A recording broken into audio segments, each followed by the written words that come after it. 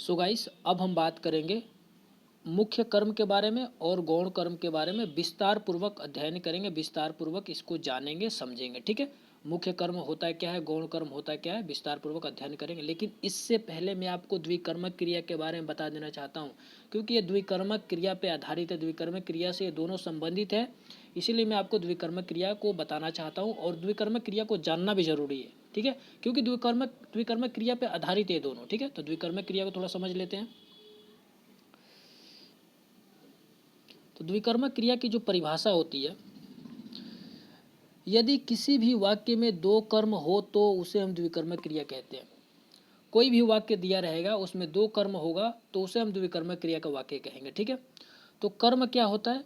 क्रिया करने के बाद मिलने वाले फल के आश्रय को हम कर्म कहते हैं।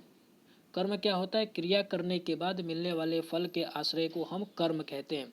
कर्म पहचानने का तरीका भी मैं बता दिया हूँ। तो देखो, कर्म पहचानने का सबसे पहला तरीका है, यदि क्या शब्द से प्रश्न बनाते हैं और यदि क्या का उत्तर मिलता है तो वो कर्म होगा। दूसरा तरीका मैं लिखा हूँ, यदि किसे शब्द से प्रश्न बनाते हैं और यदि किसे का उत्तर मिलता है तो वो कर्म होगा। ठीक है, जैसे जैसे मैंने यहाँ पे लिखा है, अध्यापक ने छात्रों को हिंदी पढ़ाया। तो अध्यापक ने छात्रों को हिंदी पढ़ाया, अगर ये वाक्य जो दिया गया है, अगर ये वाक्य द्विकर्मक क्रिया का वाक्य है तो इसमें दो कर्म होना जरूरी है, तभी जाकर के द्विकर्मक क्रिया का वाक्य होगा। ठीक है, तो हम कर्म को पहचानते हैं। सबसे पहले मैं क्या से प्रश्न करूंगा, यदि क्या का उत्तर मिलेगा तो वो कर्म होगा। ठीक है, तो सबसे पहले मैं क्या शब्द का प्रयोग करके मैं प्रश्न बना रहा हूँ। ठीक है, तो अध्यापक ने छात्रों को क्या पढ़ाया? तो हिंदी पढ़ाया, हमारा पहला कर्म मिल गया। ठीक है, दूसरा मैं कर्म पहचानूंगा किसे शब्द से प्रयोग करके। ठीक है, तो मैं किसे से प्रश्न बनाऊंगा, यदि किसे का उत्तर मिलेगा तो वो कर्म होगा। ठीक है, तो अध्यापक ने हिंदी किसे पढ़ाया?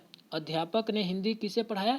तो छात्रों को पढ़ाया, ये हमारा दूसरा कर्म हो गया। ठीक है, जब हमें दो कर्म मिल गया तो ये जो हमारा वाक्य है हमारा द्विकर्मक क्रिया का वाक्य है। ये जो हम वाक्य जो नीचे में लिखा हूँ ये वाक्य क्या है? द्विकर्मक क्रिया का वाक्य है। ये हमारा वाक्य द्विकर्मक क्रिया का वाक्य है। ठीक है, अब यही दो कर्म जो है, ये जो छात्रों और हिंदी, इन्हीं दोनों को हम अलग अलग नामों से जानते हैं।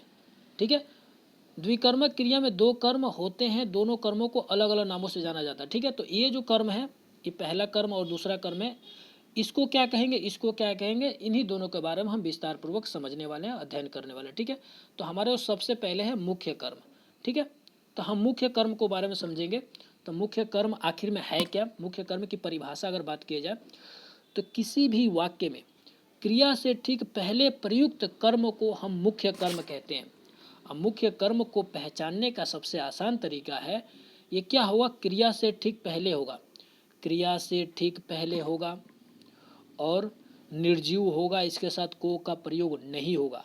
मुख्य कर्म पहचानने का सबसे आसान तरीका है कि ये क्रिया से ठीक पहले होगा, निर्जीव होगा और इसके साथ को का प्रयोग नहीं होगा।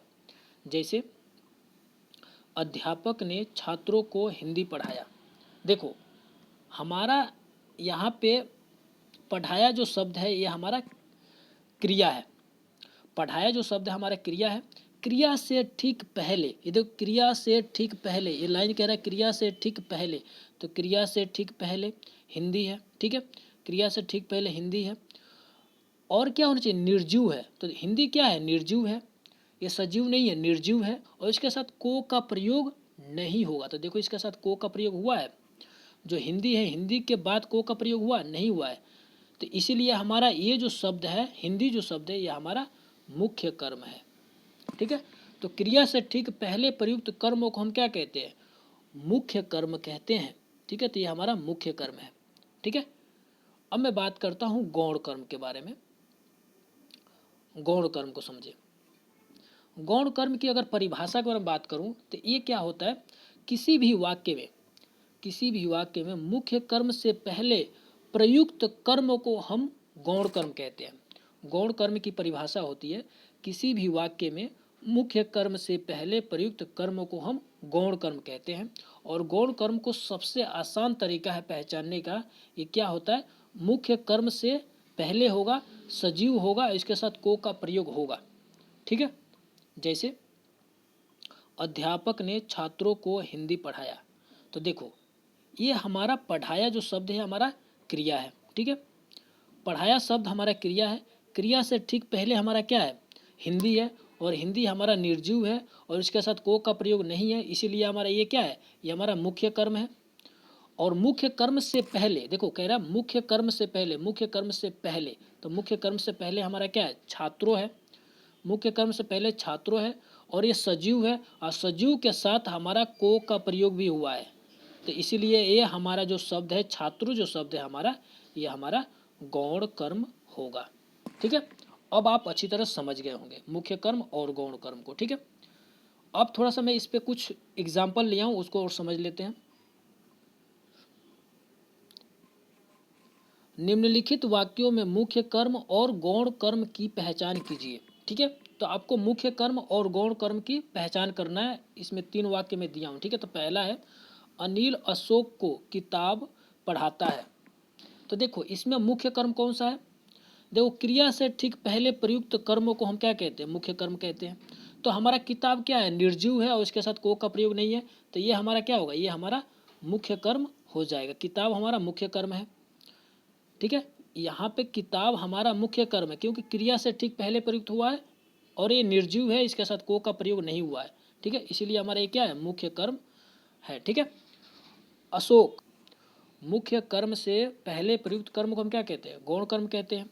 तो देखो ये हमारा मुख्य कर्म था, मुख्य कर्म से पहले अशोक है और अशोक के साथ को का प्रयोग हुआ है, और अशोक जो शब्द है ये जीवित है, ठीक, इसीलिए हमारा क्या है, ये हमारा गौण कर्म है, ठीक है, ये गौण कर्म है, ठीक है। दूसरा मैं बात करूं, राम ने रावण को मारे। तो देखो